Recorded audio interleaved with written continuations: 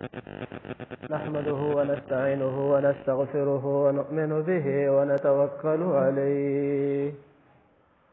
ونعوذ بالله من شرور أنفسنا ومن سيئات أعمالنا من يهده الله فلا مضل له ومن يضلله فلا هادي له ونشهد أن لا إله إلا الله وحده لا شريك له ونشهد أن محمدا عبده ورسوله أعوذ بالله من الشيطان الرجيم بسم الله الرحمن الرحيم إن الله وملائكته يصلون على النبي يا أيها الذين آمنوا صلوا عليه وسلموا تسليما زمارنا طول فجابا دول الشريف اللهم صل على محمد وعلى آل محمد كما صليت على إبراهيم وعلى آل إبراهيم إنك حميد مجيد اللهم بارك على محمد وعلى آل محمد كما باركت على إبراهيم وعلى آل إبراهيم إنك حميد مجيد ما تاسو ته د سیرت په باب کې بیان شروع کړو که الله موږ تاسو له ژوند را نصیب کو نو ان شاء الله دا جمعه کا خیر زندگی و 134 جمعه به هم موږ د سیرت په باب کې خبرې کوو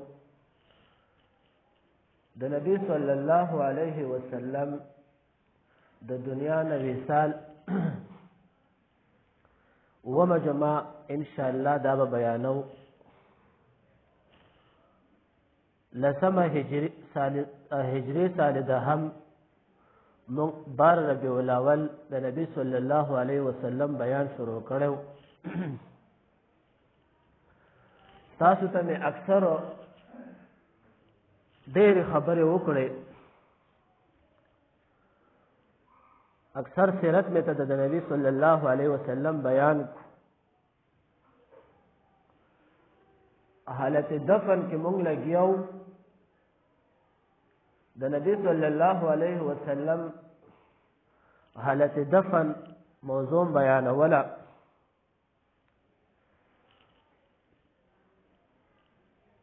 نبی صلی الله علیه تیر شوی جمعۃ المبارک په ورځ باندې موږ د نبی صلی الله علیه وسلم د غسل بیان کوو غسل چا ورکو حضرت علی رضی الله تعالی عنه او حضرت عباس رضی الله تعالی عنه د اتر مبارک او دا غد زامن او اسامه بن زید د نبی صلی الله علیه وسلم یو غلام او یو بل غلام دی د نبی صلی الله علیه وسلم دیو نبی صلی الله علیه وسلم د غسل ورکو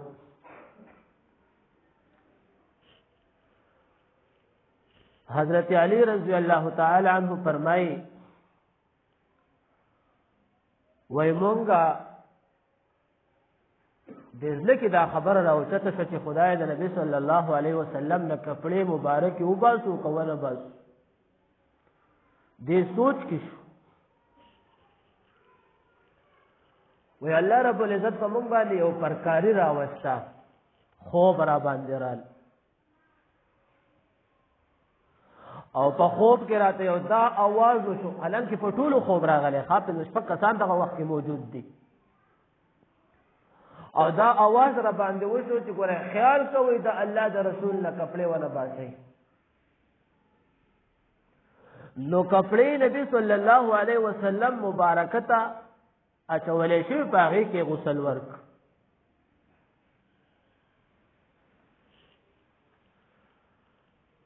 د نبی صلی الله علیه وسلم د جنازې خبره پاتې وه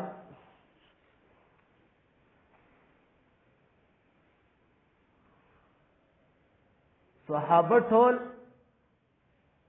په اشتغال کې چې خدای نبی صلی الله علیه وسلم جنازه به څنګه کوو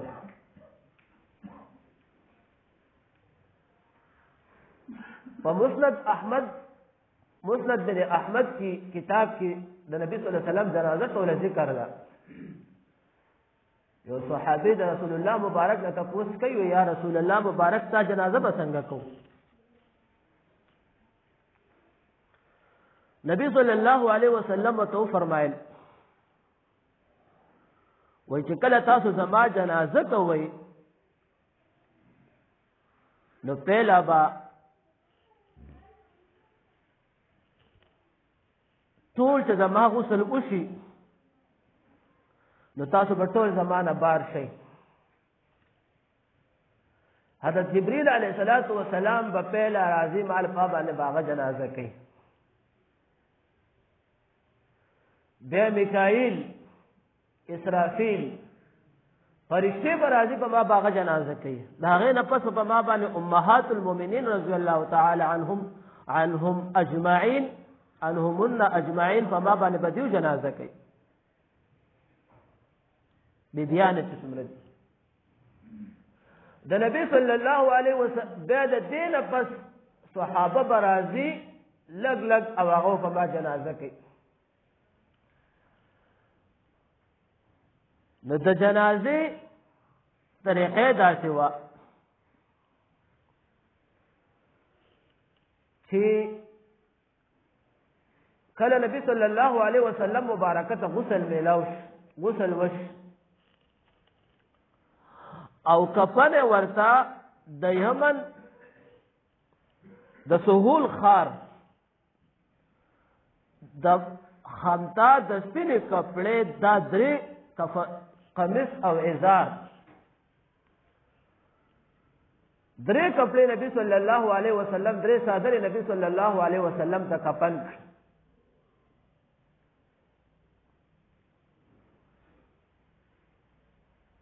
نو کوم وخت چې د نبی صلی الله علیه وسلم جنازه کېدا جنازه داسې نه ده شوې ښه دا بعض خلک سوالونه هم کوي اکثر په امتحاناتو کې مرضی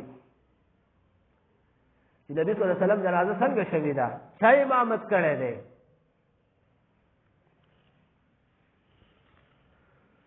نبی صلی الله علیه وسلم جنازه په دې طریقه شوې وه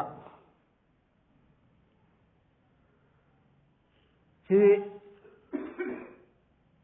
څلور کسان درې کسان دا به ورله دننه کېدل درود شریف په ویل نبی صلی الله علیه وسلم او فرمایل صحابه ته و چې کوم وخت تاسو زما جنازه کوئ نو په ما باندې به درود وایي او ثنا به وایي سبحانك اللهم دا الله تعریف پکوي دا غیر پس به درود شریف وایي او ځان لبا دعا کوي د مغفرت ځکه مونږ چې کله د مړي جنازه کوو یا امام د مړي جنازه کې موږ تاسو ټول د مړي جنازه کوو نو راول پکې ځان له دعا کوو غوړي اللهم اغفر له حینا لاول د ژوندو دعا غواړو حینا په عربی کې ژوند ته وایي و میتنا مړي ته وایي دا غیر پس به د مړو جنازه دعا کوو پهلا ځان له دعا غواړو نبی صلی الله علیه وسلم اخو د الله محبوب رسول دی اخو الله بخله دی اخو په جنت کې په اعلی مقام کې نو نبی صلی الله علیه وسلم فرمایل چې ځان له دعا کوي نو کوم وخت کې ذهن کې یو خبره یاد وساتئ دا خبر را بل طرف ته ځخو یو د بالغینو دعا ده یو د ماشومانو دعا ده ماشوم خو الډي الله بخله دی ماشوم مرفوع القلم نابالغ ماشوم ینه قلم وچتی دا که نیک اعمال کوي نو نیک اعمال د ده ثواب والدینو ته رسیږي او که بد اعمال کوي ګناه نه لیکلی کېږي نو کوم وخت چې دا معشوم وفات نو بیا موږ د دې لپاره د مغفرت دعا نه غواړو که معشوم وي د هغې لپاره د والدینو دپاره د امت مسلمه دپاره د شفاعت دعا غواړو چې یا الله د والدینو دپاره شفاعت ورځ په قیامت جوړ کړي او کوم وخت چې ماشوم دپاره هم دغه کوو یا الله دا شفاعت ورځ په قیامت جوړ کړي د والدینو دپاره د امت مسلمه دپاره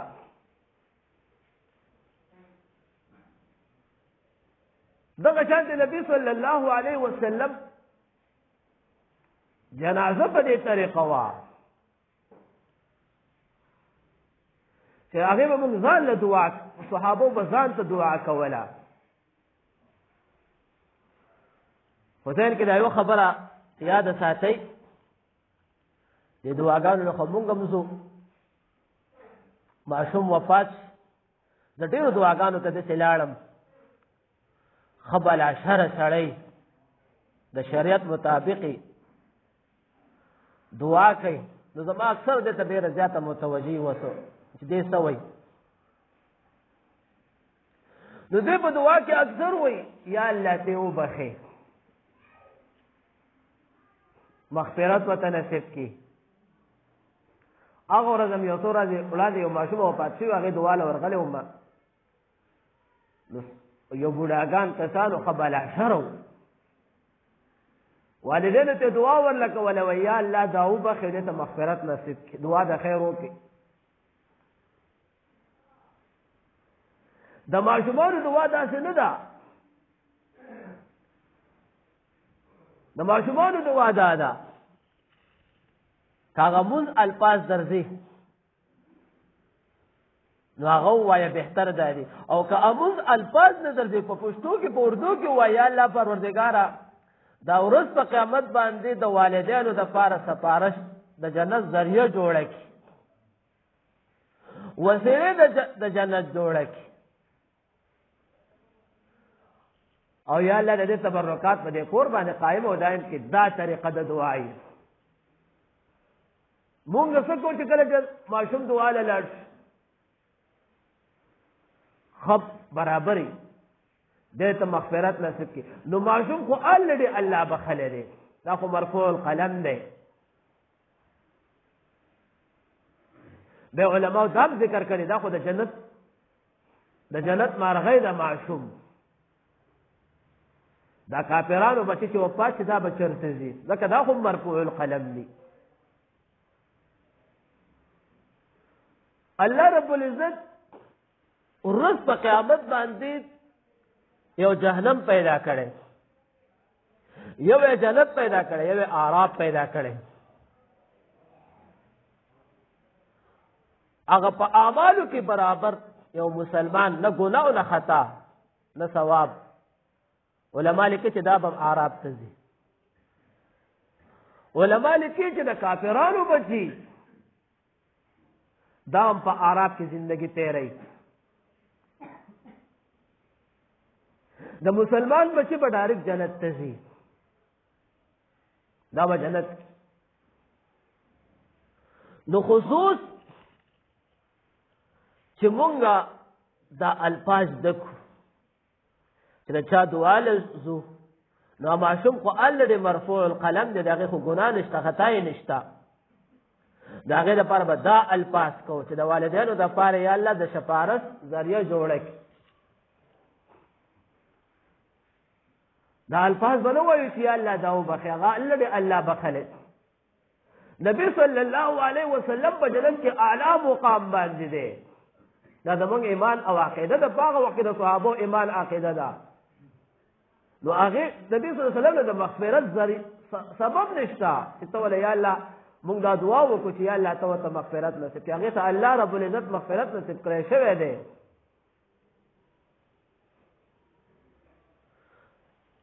نو صحابه فرمایي دو کسان درې کسان به دا نبی صلی الله علیه وسلم مبارکه له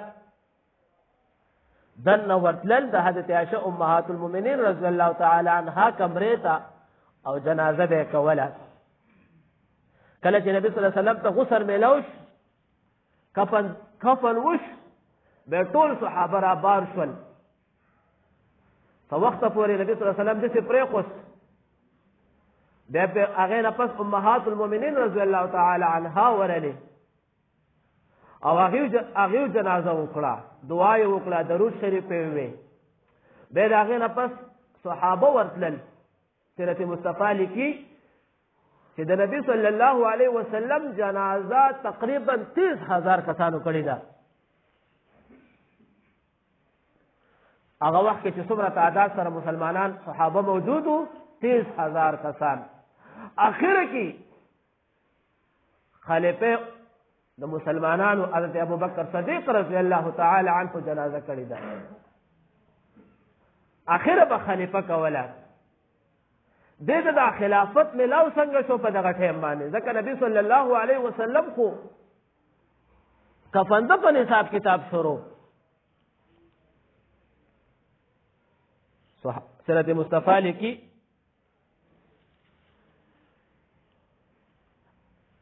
ثقیب بنو سعیده دا یو باغ د انصارو، دغه به اکثر مشورې کولې، دغه به اکثر فیصلې کېدې. کله چې نبی صلی الله علیه وسلم د دنیا نه رخصت شو، دغه حساب کتاب شروع. نو انصارو دا سوچ وکړو، انصار په ډېر تعداد سره ثقیب بنو سعیده کې راجمع شوي چې موږ ځان له خپل یو خلیفه ټاکو، یو خلیفه منتخب کو، یو باچا منتخب کو. حضرت ابوبکر صدیق رضی الله تعالی عنه، حضرت عمر فاروق رضی الله تعالی عنه، دا دواړه د نبی صلی الله علیه وسلم په حساب کتاب کې مشغول وو. دې ته اطلاع راغله وایي صاحب انصار خلیفه مقرروي او څو مهاجر پکې هم ناست چې دا خبره ورته راغله. نو حضرت ابوبکر رضی الله تعالی عنه، حضرت عمر فاروق رضی الله تعالی عنه دواړه لاړل. څه کسان لاره کې را روانو، هغې ورته زر لاړ شي که نه هغې ورپورې باچا منتخب کوي. انصارو خپل دا مدعا وه چې مدینه اکثر زمونږ ده، مهاجرین خو راغلي په هجرت باندې، باچا زمونږ په کار دی. انصار چې کله په دغه ثقیب بنو سعیده کې راجمع وو،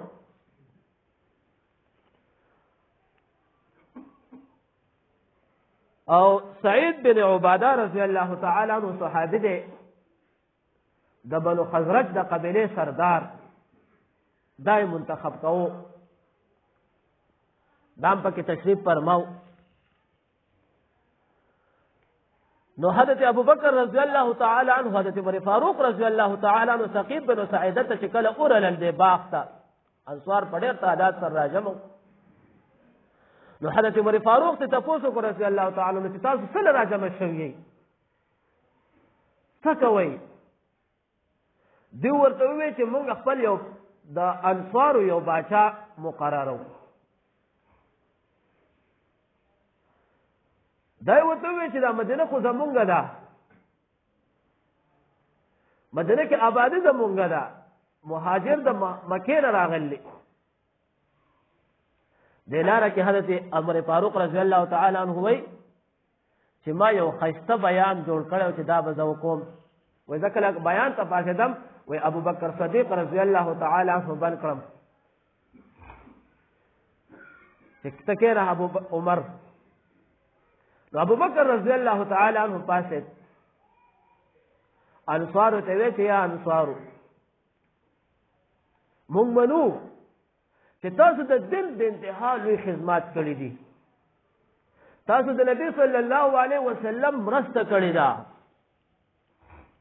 تاسو زموږ سره تاسو د دین د انتها خدمات دي، زموږ سره ډېر د انتها د احسان ښېګړې دي. حضرت ابوبکر رضی الله تعالی عنہ د انصارو ډېر لوی تعریف وکړو، او نبی صلی الله علیه وسلم په حالت بیماری کې تاسو تعریفونه کړي. تاسو ما وړاندې څو جملې وړاندې ویلو. خو لهذا کچره د مدینه باچا مقرر شي، نو مکه والا به وایي چې موږ خپل باچا مقررو، یمن والا به وایي چې موږ خپل باچا مقررو، شام والا به وایي چې موږ خپل باچا مقررو. د هر علاقې به خپل باچا منتخب شي. پکار داسې دی چې د عالم اسلام یو باچای، د عالم اسلام یو باچا مقرر شي. خو زما خوښه دا ده که د مدینې باچا مقرر شي مکې والا به ونه مني. داسې باچا مقررو چې ټول عالم اسلام مسلمانان یې ومني. یا انصارو زه تاسو ته دا وایم چې تاسو کې باچا مقرر شي تاسو به دا نور ونه مني. خوښه مې دا ده چې د نبي صلی الله علیه وسلم د خاندان د قریش باچا مقرر کړو او به ټوله دنیا ومني. انصار ورسره دا معاهده وکړه چې ټیک ده وی ابوبکر یو باچا به ستاسو یو به زمونږ یو به امیر به زمونږ یو امیر به ستاسو. ابوبکر ورته وی نه دا ځین نشي کېدی، دو باچاهان نشي جمع کېدی، باچاهت په یوي. خو باچا به د قریش خانداني او وزرات چې څومره دي دا به ستاسو نه مشاورین د باچاهت مشوره چې هغه څه کېږي دا به ستاسو نه. حضرت ابوبکر رضی الله تعالی عنہ دا خبره وکړه. قریش انصار په دې باندې معاهده کړل چې ټیک شي.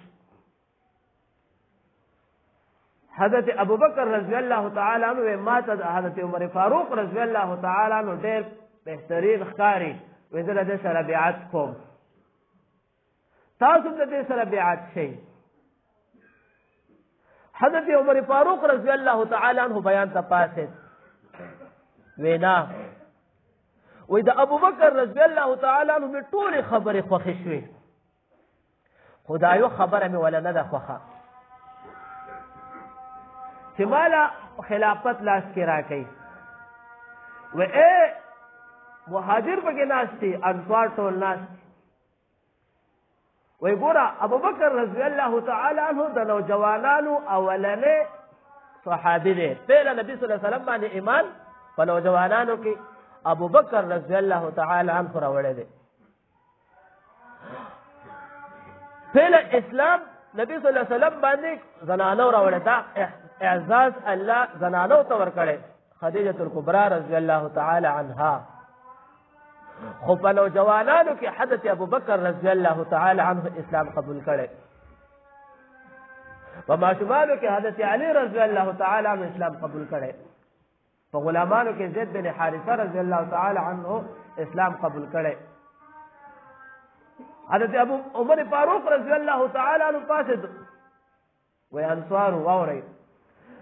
ابو بکر رضی الله تعالی عنہ د نبی صلی الله علیه وسلم دا تاسو ټول ملای چې قریبي دوست او بل دا ده په هجرت کې به سره دې ملګری د غار حرا هم سره نبی صلی الله علیه وسلم سره دې ملګری په هر مقام کې ابو بکر رضی الله تعالی عنہ د نبی صلی الله علیه وسلم مرګسته کړی دا او نبی صلی الله علیه وسلم چې کله چرته ته ابو بکر رضی الله تعالی عنہ به خپل امامت ته مسئلې ته وړاندې کوو وای زه په دې باندې اتفاق کوم چې د ابو بکر رضی الله تعالی عنہ سره بیعت وکم. حضرت ابو بکر رضی الله تعالی عنہ سره بیعت وکم. ټول انصار د ابو بکر سره بیعت وکړه، خو دې ته بیعت خاص شوی دغه موقع باندې. د حضرت عمر فاروق رضی الله تعالی عنہ مسجد النبوي ترال او اعلان وکړ د بیعت عام سٹارټ. نو ابو بکر رضی الله تعالی عنہ داسې خلیفہ تیر شوی. یو څو خبرې ته ده کوم کله چې دا خلیفہ د خلافت په وخت باندې دا اعلان وکړو د کاروبار کوو د کپڑے د نبی صلی الله علیه وسلم د په ارسه چې وش په بازار کې کپڑے خرڅولې. حضرت عمر فاروق رضی الله تعالی عنہ په مخ باندې ورل وای څه وای سیب کپڑے خرڅوم وای ته چې د کپڑے خرڅې د مسلمانانو پیسې به څوک کوي خنو وای زه به څه کوم چې کپڑے را خرڅوم زما بچی چې کم دی اب څه خوري نو حضرت عمر فاروق رضی الله تعالی عنہ ابو بکر رضی الله تعالی عنہ راوست مسجد نبوی کې اعلان وکړ د بیت المال له دل خاص وظیفه مقرر کړه خو وظیفه څومره وه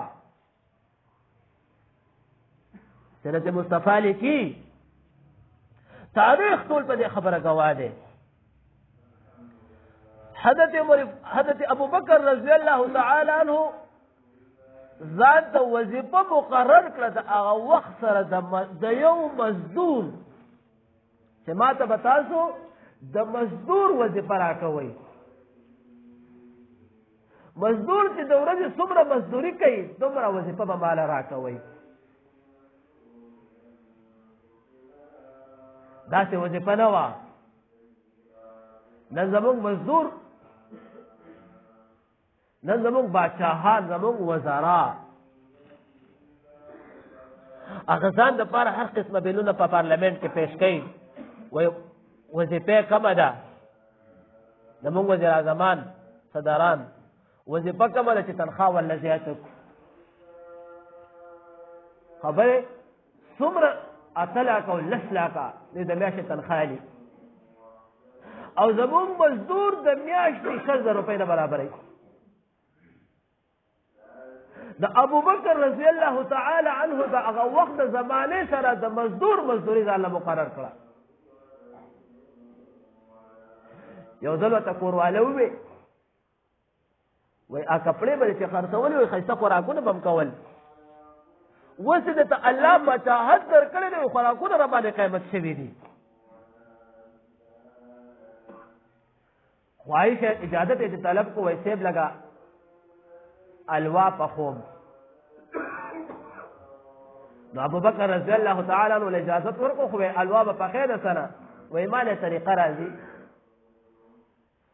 وایي بچې دا څومره تنخواه ده دا حساب کول دا چې کوم د مزدوري حساب دی دا حساب کول چې څومره پکې برابرې میاشت پسې الوا پخه کړه نو کورواله به د ابو بکر رضی الله تعالی عنہ د حساب نه د وظیفې نه به لږه لږه کټوټي کوله هغه به جمع کولې خو د عربو الوا داسې چې دا زیتون ښایسته الوی دا کجوري مجوري داره یو ځای کې راځي نه ښایسته الوا جوړوي اوس هم د عرب جوړوي چې میاشت پسې دا الوا پخه کړه نو ابو بکر رضی الله تعالی عنہ ته کې خوستوي نو تپوس کوي دا د چرته نه وه وایي صاحب تا چې راته اجازت کړی دا هغه الوا ده سیرت مصطفی لیکي چې دا الوا یې وم نه خوړله وایي دا دې پخکړې څنګه ده وایي دا مې ستا چې څومره خرچه به ماله راکوله د هغې نه مې لږه لږه بچت کوله دې حساب ته راورسېدو د الوا مې پکې پخه کړه وایي ښه معلومه شوه چې زما د کور اخراجات د دې نه هم کمېدی شي ګزاره کېدی شي هغه وخت کې وزیر خزانه به ورته وویم بیت المال مشیر چې کوم هغه ته وویل زما تنخواه کمه کا زما د کور اخراجات په کمه باندې چلېدی شي دې ته وایي خلیفه نو مې ورته چې خلیفة المسلمین د حضرت عمر فاروق رضی الله تعالی عنہ تاریخ چې وګورې عقل به دې حیران شي عمر بن عبدالعزیز د ده کورواله چې کومه وه دا هم د باچا لور وه کوم وخت چې دې عمر بن عبدالعزیز خلیفه مقرر شي کورواله ته څه وایي کورواله ته وایي وایي دا ستا کم زیورات چې په دې د ما شک دی دا کېدی شي د بیت المال د مسلمانانو د بیت المال نه پلار تاله کړي وایي که زما په نکاح کې ایسارېدل غواړې نو دا زیورات بیت المال ته خزانې ته جمع کا او که زما په نکاح کې ایسارېدل نه غواړې نو بس تا ته اجازت دی تا ته زه اختیار در کوم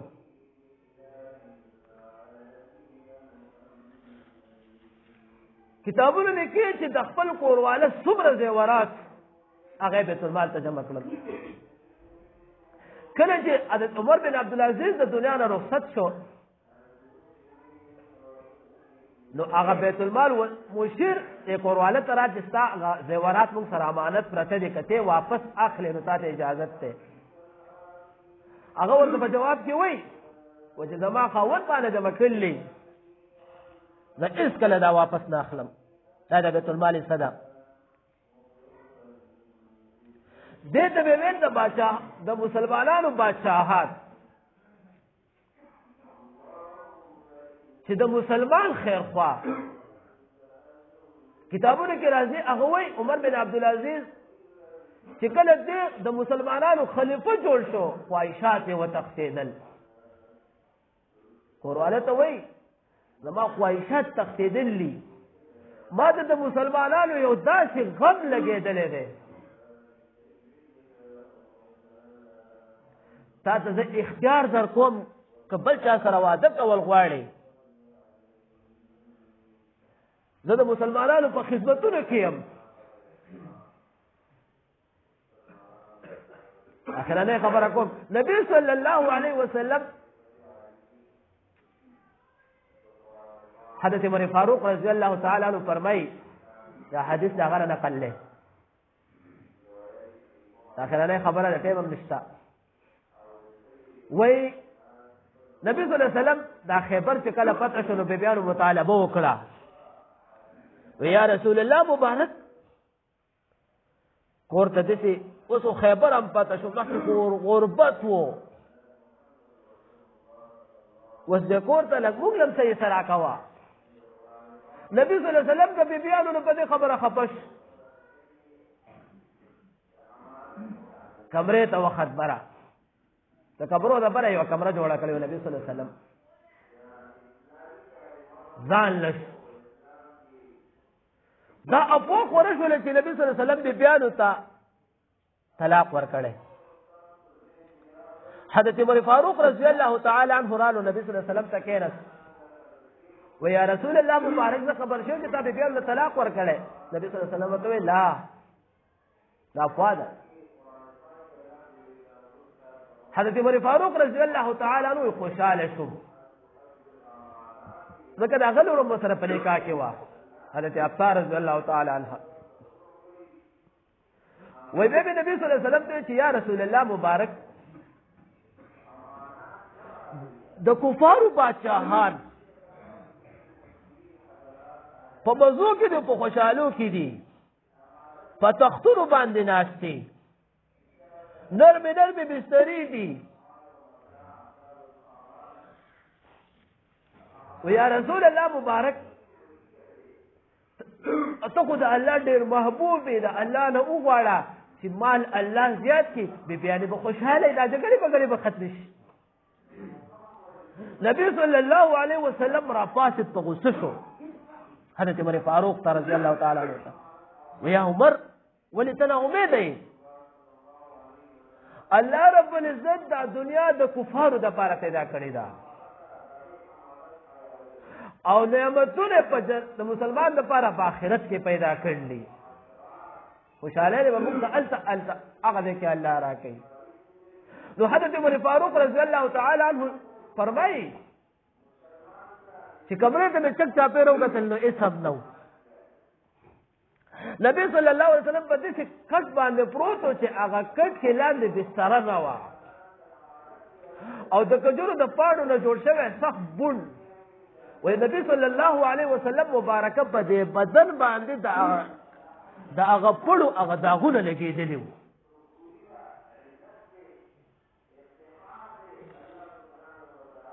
نو د مسلمانانو وای حضرت عمر فاروق رضی الله تعالی چې دیوال ته مې وکتل نو په دیوال باندې یو څو سرمنې ځندې وې. نبی صلی الله علیه وسلم چې کله د دنیا نه رخصت څه پرې نه خوستل. ان شاء الله خبرې ډېرې دی وایي دا خبرې به توکم الله دې موږ د اعمالو توفیق را نصیب او الله رب العزت دې موږ د نبی صلی الله علیه وسلم د سنت اتباع زندګی را نصیب کړي. واخر دعوانا ان الحمد لله رب العالمین.